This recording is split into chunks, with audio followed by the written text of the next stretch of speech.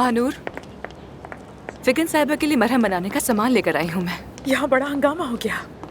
अब क्या हो गया? तुम्हारी वजह से मैंने सारे मरीज आज रख दिए। कोई भी मुफ्त मरीजों को नहीं देखना चाहता, और तुम अकेली सबको एक दिन में संभाल नहीं सकती। अगर जरूरत पड़ी तो मैं रात भर रुक के यहाँ देख लूंगी, तुम फिक्र मत करो, ठीक है? ठीक है। मैं ये ऊपर देकर फौरन वापस आती हूँ। ठीक है।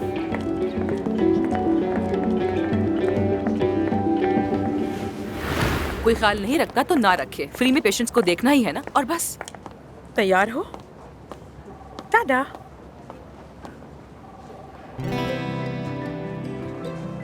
आमिर सुबह से तुम्हारे मरीज देख रहा है, तुम्हारे लिए। कितना अच्छा है ना ये। इसका मतलब समझती हो? मतलब कि अफसोस मत जाओ, रुक जाओ। सिर्फ का अहम नहीं है, उसके लिए तुम अहम हो। वो अपनी जुबान में कह रहा है तुम, सिर्फ तुम। नहीं, मुझे तो बस आम तरीके से पेशेंट्स को देखता हुआ नजर आ रहा है, ऐसी तो कोई खास बात नहीं है। हाँ, कहीं ये तुम्हारी इमेजिनेशन तो नहीं है?